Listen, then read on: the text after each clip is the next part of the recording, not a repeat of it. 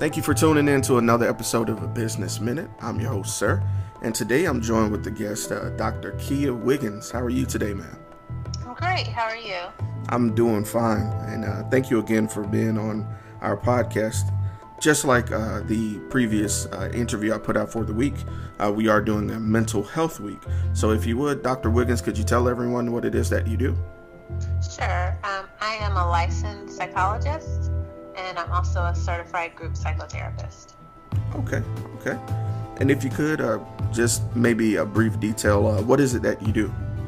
Okay, so as a licensed psychologist, my primary role is providing therapy and mental health services, either individually, so I might have someone come in who's just working on issues related to depression or anxiety or self-esteem. I also do a lot of couples counseling. That could be, married couples or couples that are dating. Family therapy is another specialty that I have. And then I also do group therapy as well. And then sometimes I'll consult with either with other clinicians or different organizations, things like that. Okay, cool. And if I may ask, how long have you been active? Okay, so I have been practicing since I graduated from my doctoral program in 2011. Cool. Awesome. So, Dr. Wiggins, that always brings me to one of my favorite questions. What inspired you to get started and seek education in this field? Okay, so I am an African-American woman, and I grew up in a predominantly white environment in the Southeast, and was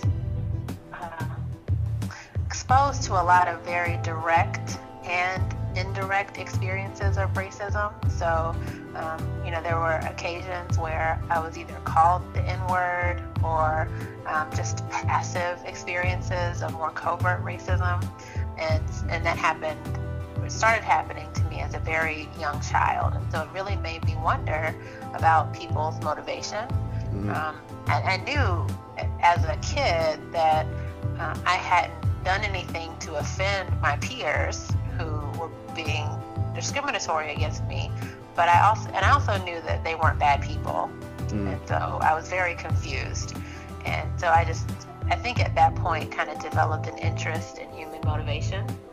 And then it wasn't until I took my first psychology class in high school that I realized that there might be a way for me to understand some of the experiences that I had as a child.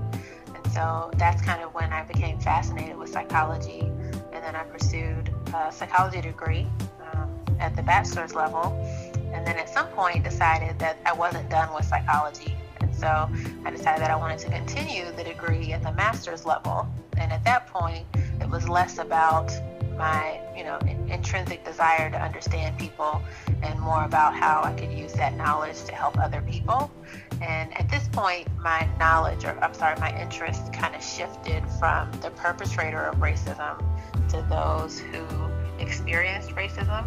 And so one of the specialties that I developed throughout my graduate experience was racism in the African American psyche.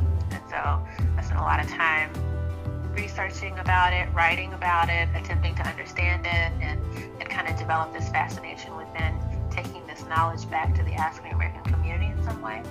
And so I really was just planning on stopping at the master's level, but I had a few African American female mentors who suggested that I continue with my education.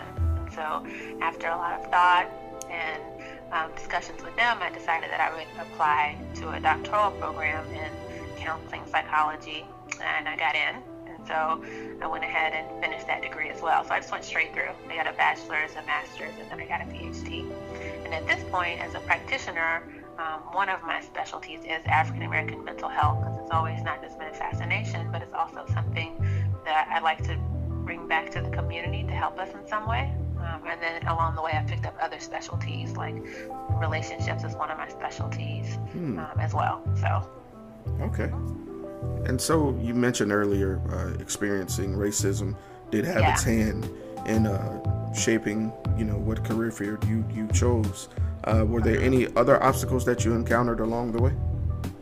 Yeah, I mean, there's been a lot of obstacles as an African American woman in a field where I'm technically the minority. Mm-hmm. So right now I'm a practitioner in the community. I have my own private practice, but I'm also a visiting assistant professor at a university here. And so I also teach 4 classes. So I stay pretty busy, but just being involved in higher education and not just it's not specific to where I work now, but just in general, being the minority at this level, sometimes it's very difficult because there aren't a whole lot of people that I work with in these professional environments that look like me or have the same experiences or backgrounds that I have. And so sometimes that can be really isolating to not have the same type of peer support that others have that aren't, necessarily a minority. Okay.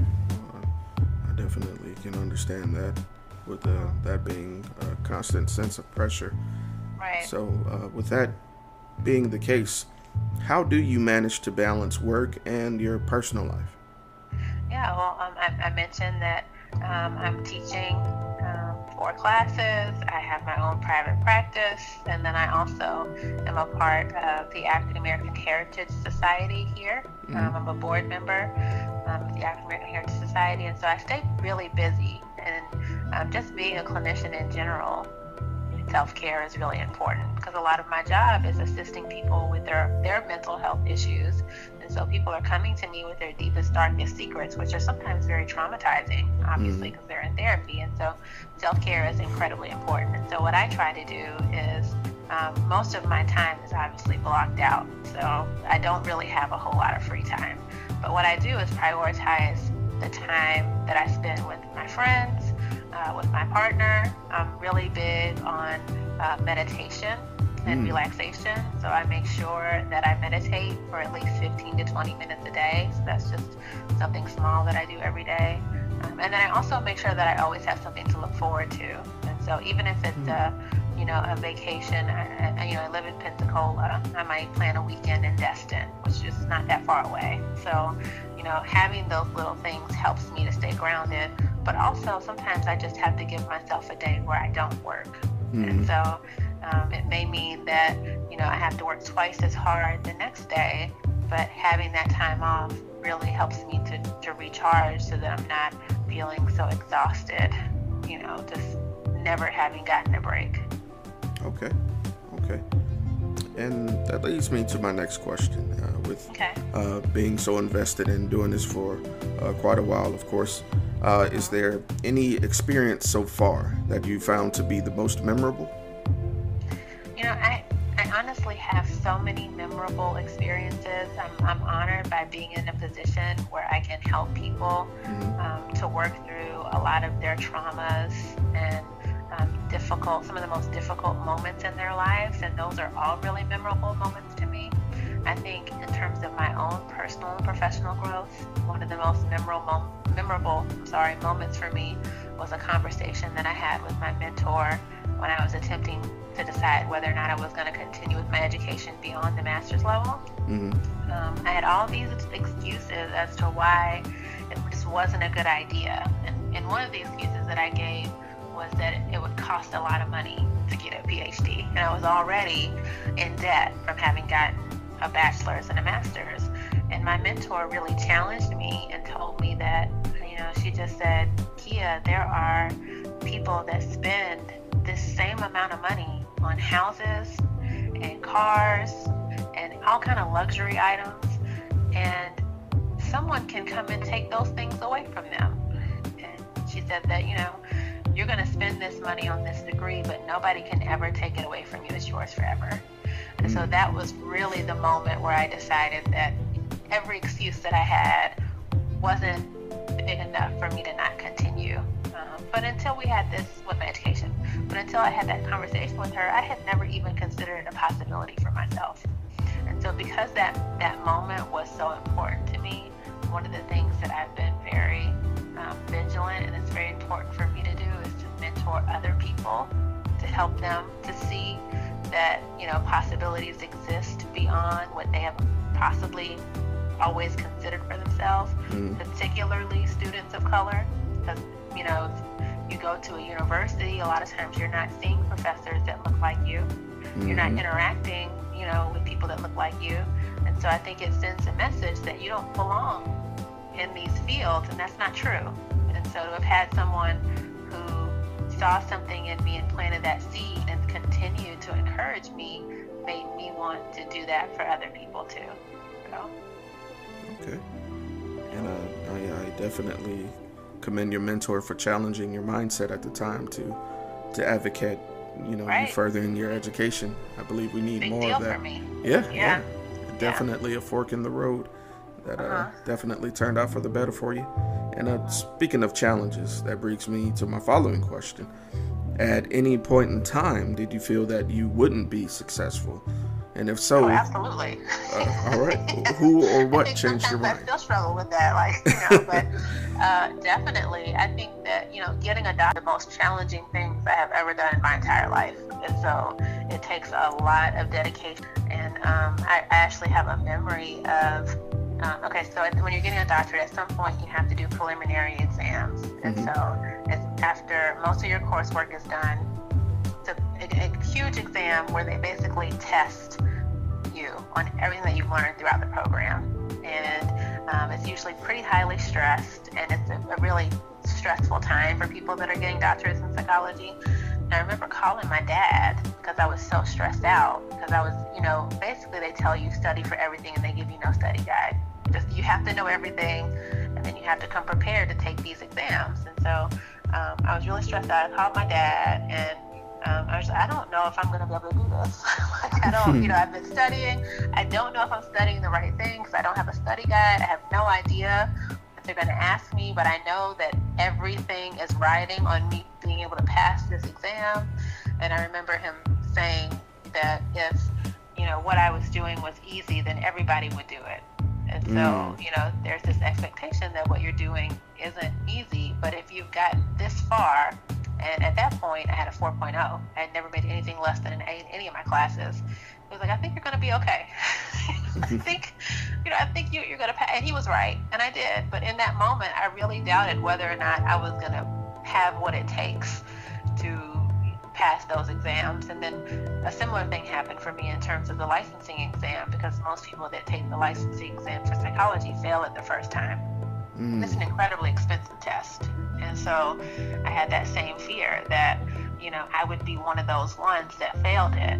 And, you know, I put forth a lot of effort, and I wasn't. I passed it the first time. And so, yeah, there have been moments definitely in my career where I've doubted my own abilities. And then because I think I didn't give up, I still did the things that I needed to do to be successful. So for the preliminary exams, for instance, I still spent 8 hours a day studying. You know, for the licensing exam, you know, I still spent several months studying for it. And so I think that really helped me to be successful in the long run. Okay. That's always awesome. I really enjoy that story. All right. And so that brings me to my next question. And this one is a little bit long term. So if you need a moment to think, I totally understand. Okay. So where would you like to see yourself in 1 year, in 3 years, and in 10 years? Right. So I think, you know, part of being someone that is high achieving is that you're always kind of striving toward a goal.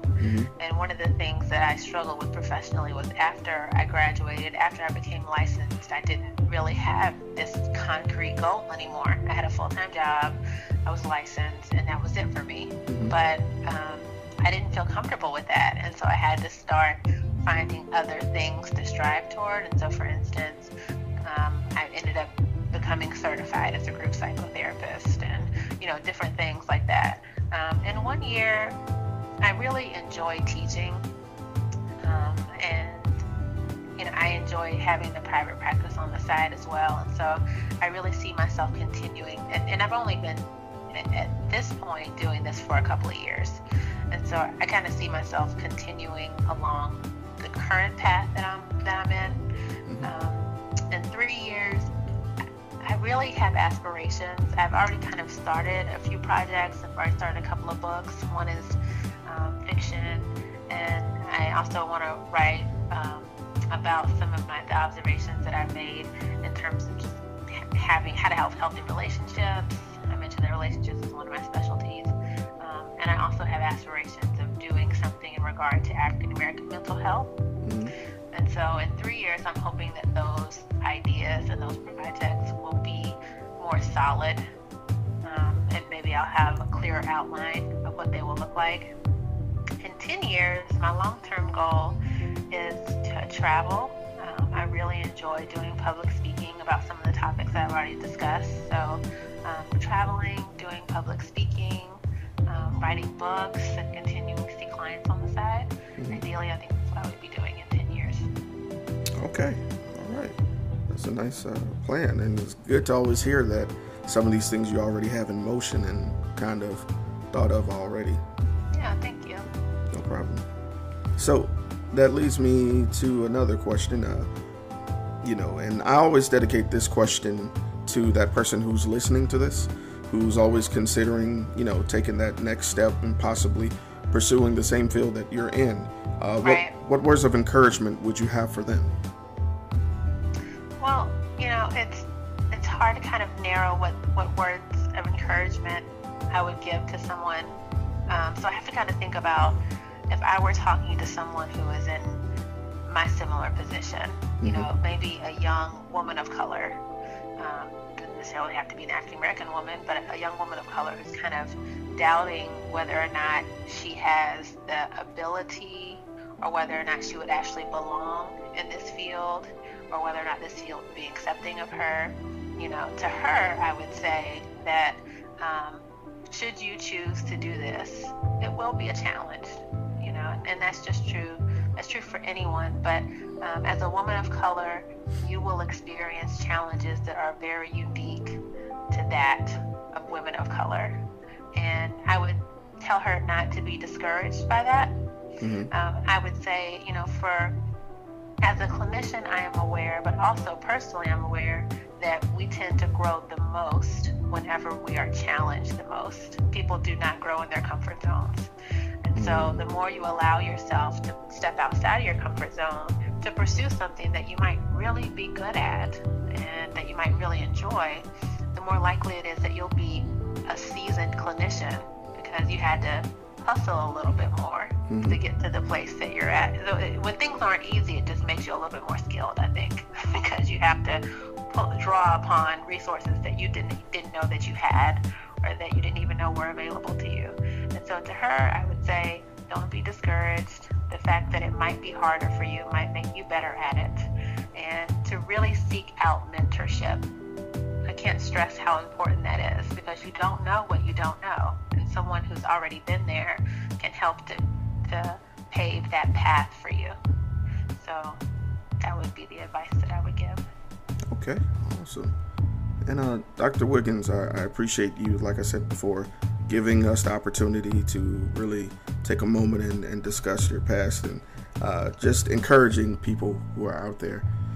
So if anyone wanted to maybe get in contact with you or had any questions, is there any way that they could get in contact with you? Sure. So I have a website. It's www.drkeyawiggins.com, and doctor is Dr. My name is spelled Keyawiggins. And so they can contact me through the website. And I also have a professional Facebook page. It's Keya Wiggins Psychological Services.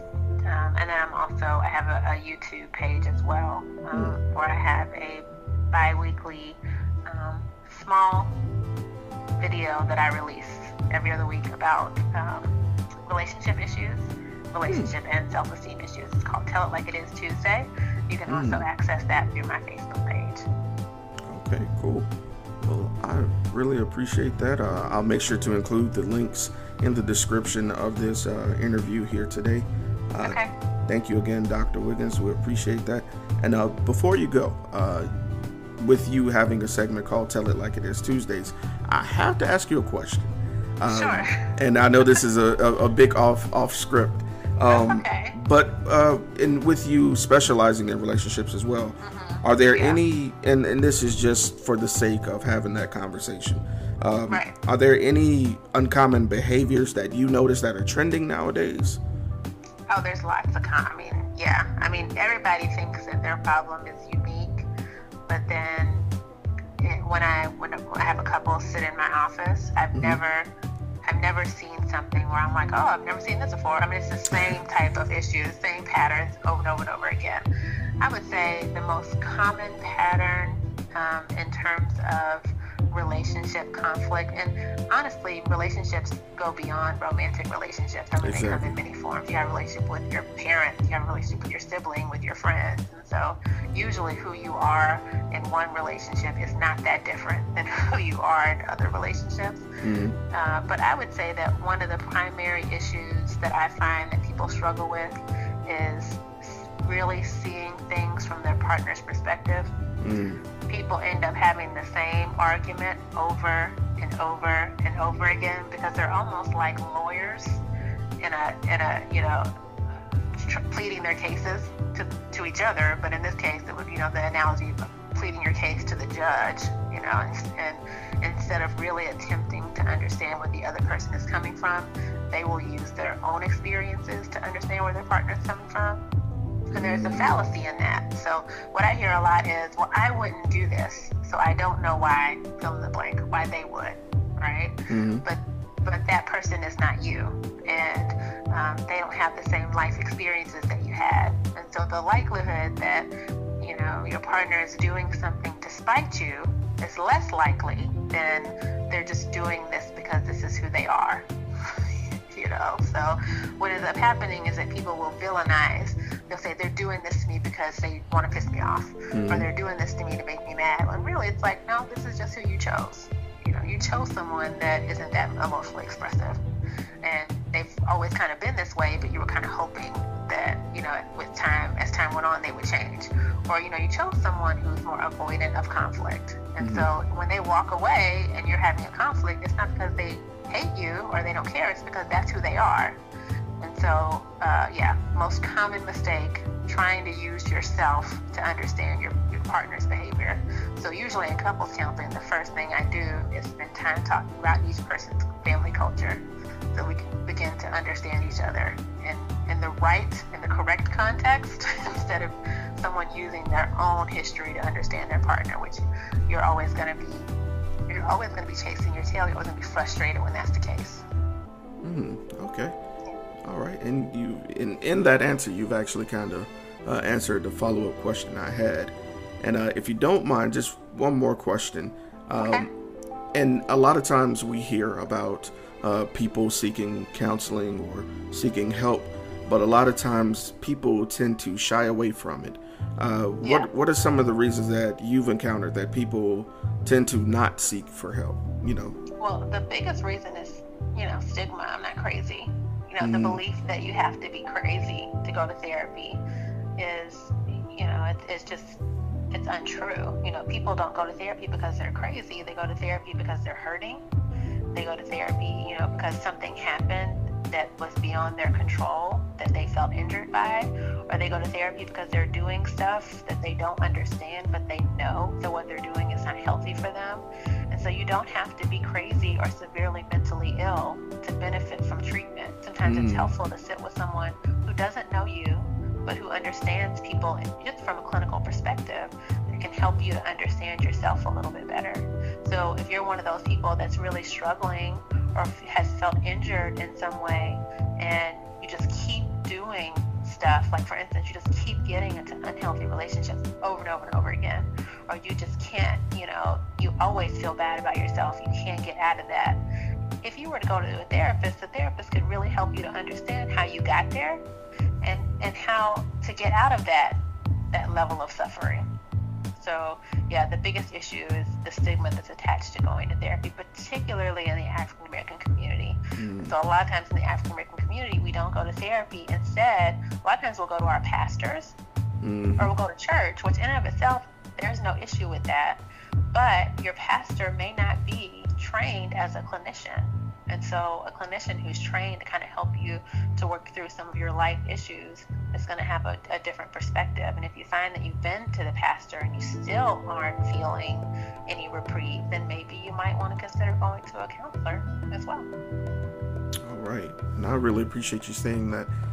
Tradition does seem to be one of those outliers, and I'll be honest, in my family, for situations like that. So I really do appreciate you speaking on that. There is definitely truth in that. And again, thank you again, Dr. Wiggins, for